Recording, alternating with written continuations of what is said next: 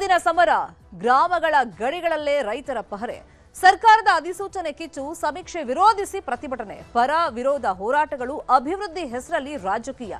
ಇದು ಬಿಡದಿ ಬಡಿದಾಟ. News 18 big coverage. ಗೂಂಡಾಗಳು ಕರೆಸಿ ಅಧಿಕಾರಿಗಳು ಹಲ್ಲೆ ಮಾಡಿದ್ದಾರೆ.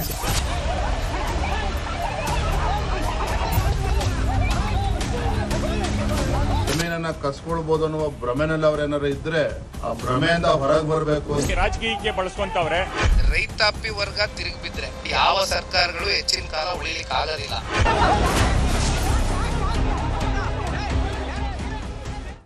ಬಿಡದಿ ಟೌನ್ಶಿಪ್ ಸಂಬಂಧ ಪರ ವಿರೋಧ ಜೋರಾಗಿ ನಡೀತಾ ಇದೆ. ಅಂತಿಮ ಅಧಿಸೂಚನೆಯನ್ನ ಸರ್ಕಾರ ಹೊರಡಿಸಿದೆ. 4 ಗ್ರಾಮಗಳ ಭೂ ಸ್ವಾಧೀನಕ್ಕೆ ಅಧಿಸೂಚನೆಯನ್ನ ಸರ್ಕಾರ ಹೊರಡಿಸಿದೆ. ಒಂದು ಕಡೆ ರೈತರು ದೊಡ್ಡ ಮಟ್ಟದಲ್ಲಿ ಹೋರಾಟವನ್ನ ಮಾಡ್ತಾ ಇದ್ದಾರೆ, ಇನ್ನೊಂದು ಕಡೆ ಸರ್ಕಾರ ತನ್ನ ಪಾಡಿಗೆ ಭೂ ಸ್ವಾಧೀನ ಪ್ರಕ್ರಿಯೆಗೆ ಯಾವ ತರ ಅಧಿಸೂಚನೆಗಳು ಹೊರಡಿಸಬೇಕು, ಪ್ರಕ್ರಿಯೆಗಳನ್ನು ನಡೆಸಬೇಕು, ಅದರಲ್ಲಿ ಬ್ಯುಸಿ ಆಗಿದೆ. ಹೊಸೂರು, ಬನ್ನಿಗಿರಿ, ಕೆಜಿ, ಗೊಲ್ಲರಪಾಳ್ಯ, ಅರಳಾಳಸಂದ್ರ ಗ್ರಾಮಗಳಿಗೆ ಅಂತಿಮ ಅಧಿಸೂಚನೆಯನ್ನ ಹೊರಡಿಸಲಾಗಿದೆ. ಯೋಜನೆ ಪರ ಇರುವಂತ ರೈತರು ಇದಕ್ಕೆ ಸಂಭ್ರಮಾಚರಣೆಯನ್ನ ಮಾಡಿದ್ದಾರೆ. ಪಟಾಕಿ ಸಿಡಿಸಿ ಸರ್ಕಾರ ಅಧಿಸೂಚನೆಯನ್ನ ಹೊರಡಿಸಿದೆ ಅಂತ ಹೇಳಿ ಪರವಾಗಿರುವಂತ ರೈತರು, ಅಂದ್ರೆ ಯೋಜನೆ ಪರವಾಗಿ ಪ್ರತಿಭಟನೆ ಮಾಡ್ತಿರೋರು ಇದನ್ನೇ ಕೇಳ್ತಾ ಇದ್ದಿದ್ದು. ಸರ್ಕಾರ ಆದಷ್ಟು ಬೇಗ ಅಧಿಸೂಚನೆಯನ್ನ ಹೊರಡಿಸಬೇಕು, ಭೂ ಸ್ವಾಧೀನ ಪ್ರಕ್ರಿಯೆ ನಡೆಸಬೇಕು, ಮತ್ತೆ ಸರ್ವೆಗೆ ಬಂದಿದ್ರಲ್ಲ ಅಧಿಕಾರಿಗಳು, ಅವರಿಗೆ ಅವಕಾಶ ಮಾಡಿಕೊಡ್ಬೇಕು ಅಂತ ಹೇಳಿ. ಇನ್ನೊಂದು ಕಡೆ ಸರ್ಕಾರ ಹಂತ ಹಂತವಾಗಿ ಭೂ ಸ್ವಾಧೀನ ಪ್ರಕ್ರಿಯೆಯನ್ನ ನಡೆಸ್ತಾ ಇರೋದಕ್ಕೆ ಅಧಿಕೃತವಾಗಿ ಯೋಜನೆ ವಿರೋಧಿಸ್ತಾ ಇರೋರು ತೀವ್ರ ರೀತಿಯಲ್ಲಿ ಹೋರಾಟವನ್ನ ಮಾಡ್ತಾ ಇದ್ದಾರೆ.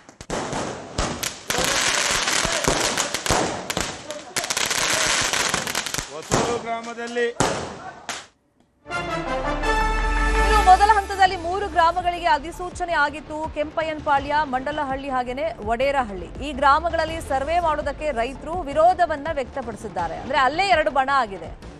ಒಂದು ಬಣ ವಿರೋಧ ವ್ಯಕ್ತಪಡಿಸಿದ್ರೆ ಇನ್ನೊಂದು ಬಣ ಪರವಾಗಿದೆ. ಮಂಡಲಹಳ್ಳಿಯಲ್ಲಿ ಸರ್ವೆಗೆ ಬಂದಿದ್ದಾಗ ಮೊನ್ನೆ ದೊಡ್ಡ ಮಟ್ಟದಲ್ಲಿ ಗಲಾಟೆಯಾಗಿತ್ತು.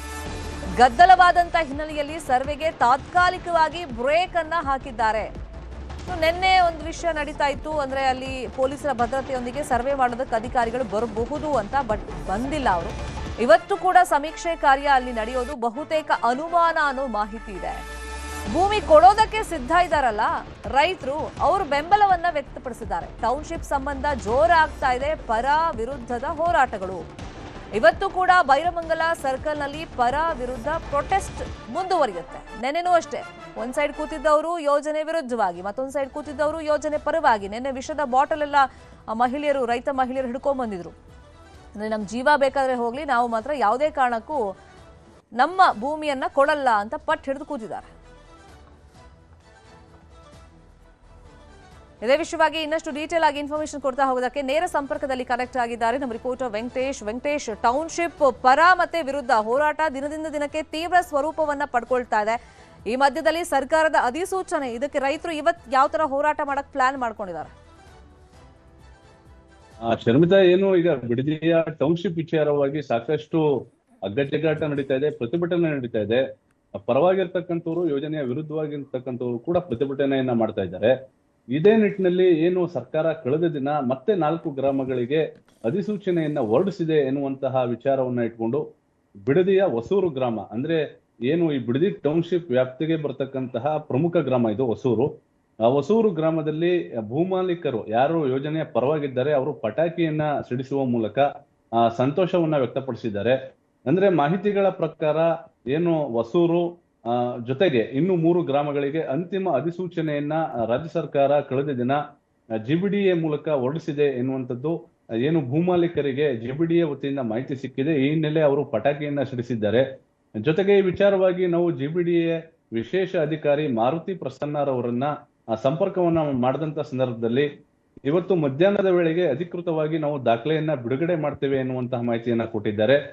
ಜೊತೆಗೆ ಯಾರು ಜಿಬಿಡಿಯಲ್ಲಿ ನಿರ್ದೇಶಕರಾಗಿದ್ದಾರೆ ಅವರ ಒಂದು ಮಾಹಿತಿಯನ್ನು ಕೇಳಿದಂತ ಸಂದರ್ಭದಲ್ಲೂ ಕೂಡ ಅವರು ಮಧ್ಯಾಹ್ನದ ವೇಳೆಗೆ ಅಧಿಕೃತವಾಗಿ ದಾಖಲೆ ಬಿಡುಗಡೆ ಆಗ್ತದೆ ಎನ್ನುವಂತ ಮಾಹಿತಿಯನ್ನ ಕೊಟ್ಟಿದ್ದಾರೆ. ಜೊತೆಗೆ ಏನು JMC ಸರ್ವೆ ಮಾಡ್ಲಿಕ್ಕೆ ಬಂದಂತ ಸಂದರ್ಭದಲ್ಲಿ ಅಧಿಕಾರಿಗಳಿಗೆ ಅಡ್ಡ ಹಾಕಿ ಗಲಾಟೆಯನ್ನ ಮಾಡಿದ್ರು. ಈ ಹಿನ್ನೆಲೆ ಕಳೆದ ದಿನ ಕೂಡ ಸರ್ವೆ ಕಾರ್ಯ ನಡೀತದೆ ಎನ್ನುವಂತ ಮಾಹಿತಿ ಲಭ್ಯ ಆಯ್ತು. ಆದ್ರೆ ಎಲ್ಲೋ ಒಂದು ಕಡೆ ರೈತರ ಆಕ್ರೋಶದ ನಡುವೆ ಸರ್ವೆ ಕಾರ್ಯ ಸ್ಥಗಿತ ಆಗಿದೆ. ಜೊತೆಗೆ ಇವತ್ತು ಏನು 2 ಕಡೆ ಪ್ರತಿಭಟನೆ ನಡೀತಾ ಇದೆ. ಬೈರಮಂಗಲ ಸರ್ಕಲ್ ನಲ್ಲಿ ಯೋಜನೆಯ ವಿರುದ್ಧವಾಗಿರ್ತಕ್ಕಂಥವ್ರು ಪ್ರತಿಭಟನೆಯನ್ನ ಮಾಡ್ತಾ ಇದ್ದಾರೆ. 50 ಮೀಟರ್ ಅಂತರದಲ್ಲಿ ಯೋಜನೆಯ ಪರವಾಗಿರ್ತಕ್ಕಂಥವ್ರು ಪ್ರತಿಭಟನೆಯನ್ನ ಮಾಡ್ತಾ ಇದ್ದಾರೆ. ಜೊತೆಗೆ ಏನು ಕಳೆದ ದಿನ ರಾತ್ರಿ ಏನು ಅಧಿಸೂಚನೆ ಆಗಿದೆ ಎನ್ನುವಂತಹ ಮಾಹಿತಿ ಈಗಾಗಲೇ ಎಲ್ಲಾ ಕಡೆ ಹರಿದಾಡುತ್ತಾ ಇರುವಂತಹ ಹಿನ್ನೆಲೆ ಇವತ್ತು ಕೂಡ ಕೆಲವೊಂದಿಷ್ಟು ಪ್ರತಿಭಟನೆಗಳು ನಡೀತವೆ. ಅಂದ್ರೆ ಎರಡೂ ಕಡೆ ಪ್ರತಿಭಟನೆ ನಡೀತದೆ. ಯೋಜನೆ ಬೇಕಾಗಿರುವಂತವ್ರು ಯೋಜನೆ ಮಾಡಿ ಅಂತೇಳಿ ಪ್ರತಿಭಟನೆಯನ್ನ ಮಾಡ್ತಾ ಇದ್ದಾರೆ. ಯೋಜನೆ ಬೇಡ ಎನ್ನುವಂತವ್ರು ಯೋಜನೆಯ ವಿರುದ್ಧವಾಗಿ ಪ್ರತಿಭಟನೆಯನ್ನ ಮಾಡ್ತಾ ಇದ್ದಾರೆ.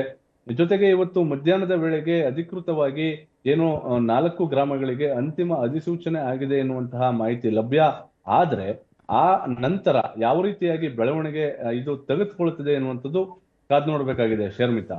ಫೈನ್. ಇನ್ನೊಂದ್ ಕಡೆ ನಿನ್ನೆ ದೇವೇಗೌಡರು ಹೇಳಿದ್ರು, ಅಂದ್ರೆ ನಾನು ಮುಖ್ಯಮಂತ್ರಿಗಳಿಗೂ ಒಂದು ಪತ್ರವನ್ನ ಬರೆದಿದ್ದೀನಿ, ಅವ್ರು ರೆಸ್ಪಾಂಡೇ ಮಾಡ್ಲಿಲ್ಲ, ಈ ಯೋಜನೆ ಕೈ ಬಿಡ್ಲಿಲ್ಲ ಅಂತಂದ್ರೆ ವಿಧಾನಸೌಧದ ಹತ್ರ ನಾನು ಪ್ರತಿಭಟನೆ ಕುತ್ಕೊಳ್ತೀನಿ ಅಂತೇಳಿ. ಈ ಮಧ್ಯದಲ್ಲಿ ಅಧಿಸೂಚನೆ ಹೊರಡಿಸಿರೋದ್ರಿಂದ ಒಂದ್ ಕಡೆ ರಾಜಕೀಯವಾಗಿ ಇದು ಯಾವ ತರ ಟ್ವಿಸ್ಟ್ ಅಂಡ್ ಟರ್ನ್ಸ್ ಅನ್ನ ಪಡ್ಕೊಳ್ತಾ ಇದೆ, ದೇವೇಗೌಡರು ಹೋರಾಟಕ್ಕೆ ಇಳಿಯುವಂತ ಮುನ್ಸೂಚನೆ ಏನಾದ್ರೂ ಸಿಗ್ತಾ ಇದೆಯಾ ಸರ್ಕಾರದ ಈ ಪ್ರಕ್ರಿಯೆಗಳಿಂದ? ಖಂಡಿತ ಶರ್ಮಿತಾ, ಯಾಕಂದ್ರೆ ಹಿಂದೆ ಕೂಡ ಎಚ್ ಡಿ ದೇವೇಗೌಡರು ಮಾಜಿ ಪ್ರಧಾನಿಗಳು ಬೈರಮಂಗಲ ಗ್ರಾಮಕ್ಕೆ ಬರ್ತಾರೆ ಎನ್ನುವಂತ ಮಾಹಿತಿ ಇತ್ತು. ಆದ್ರೆ ಅದಾದ ಬಳಿಕ ಏನು ಕುಮಾರಸ್ವಾಮಿ ಅವರು ಬಂದ್ರು, ಅವರು ಕೂಡ ಪ್ರತಿಭಟನಾ ಸಭೆಯಲ್ಲಿ ಭಾಗವಹಿಸಿದ್ರು. ಜೊತೆಗೆ ಕಳೆದ ದಿನ ದೇವೇಗೌಡರು ಕೂಡ ಒಂದು ಸುದ್ದಿಗೋಷ್ಠಿಯನ್ನ ಮಾಡಿದ್ದಾರೆ. ಸ್ವತಃ ಮುಖ್ಯಮಂತ್ರಿಗಳಿಗೆ ಹಲವು ಬೇಡಿಕೆಗಳನ್ನ ಇಟ್ಟು ಈ ಒಂದು ಯೋಜನೆಯ ವಿರುದ್ಧವಾಗಿ ಒಂದು ಪತ್ರವನ್ನು ಕೂಡ ಬರೆದಿದ್ದಾರೆ. ಏನು ಮೊದಲಿಗೆ ಬೆಂಗಳೂರಿನಲ್ಲಿ ಒಂದು ಹೋರಾಟ ಮಾಡಬೇಕು ಎನ್ನುವಂತಹ ನಿರ್ಧಾರ ಆಗಿದೆ ಎನ್ನುವಂತಹ ಮಾಹಿತಿ ಲಭ್ಯ ಆಗ್ತಾ ಇದೆ. ಈ ಯೋಜನೆಯನ್ನ ಶತಾಯಗತಾಯ ಸರ್ಕಾರ ಮಾಡಿದ್ದೇ ಆದರೆ ಸ್ವತಃ ದೇವೇಗೌಡರನ್ನ ಬೈರಮಂಗಲ ಗ್ರಾಮಕ್ಕೆ ಕರೆತಂದು ಅಲ್ಲೇ ಒಂದು ರೈತರ ಜೊತೆಗೆ ಪ್ರತಿಭಟನೆಯಲ್ಲಿ ಭಾಗಿಯಾಗ್ತಕ್ಕಂತಹ ಕೆಲಸವನ್ನ ಮಾಡ್ಲಿಕ್ಕೆ JDS ಪಕ್ಷ ಕೂಡ ಈಗಾಗಲೇ ಸಿದ್ಧತೆಯನ್ನ ಮಾಡ್ಕೊಳ್ತಾ ಇದೆ ಶರ್ಮಿತಾ. ಈ ನಿಟ್ಟಿನಲ್ಲಿ ಸ್ಥಳೀಯವಾಗಿರ್ತಕ್ಕಂತಹ ರೈತರಿಗೆ ಈ ಒಂದು ಮಾಹಿತಿಯನ್ನು ಕೂಡ ಕೊಟ್ಟಿದ್ದಾರೆ. ಹಾಗಾಗಿ ಇದು ಏನು ಈ ಒಂದು ಯೋಜನೆಯ ವಿಚಾರವಾಗಿ ಸಾಕಷ್ಟು ಒಂದು ಹೋರಾಟಗಳು ನಡೀತಾ ಇವೆ. ಇದು ರಾಜಕೀಯವಾಗಿಯೂ ಕೂಡ ಸಾಕಷ್ಟು ಒಂದು ತಿರುವನ್ನ ಪಡಿತಾ ಇರುವಂತದ್ದು ಶರ್ಮಿತಾ. ಫಾಲೋ ಅಪ್ ಮಾಡೋಣ ಇಡೀ ದಿನ ಏನಾಗುತ್ತೆ. Thank you so much Venkatesh, ಈ ಕ್ಷಣದ ಮಾಹಿತಿಯನ್ನು ಕೊಟ್ಟಿದ್ದಕ್ಕೆ.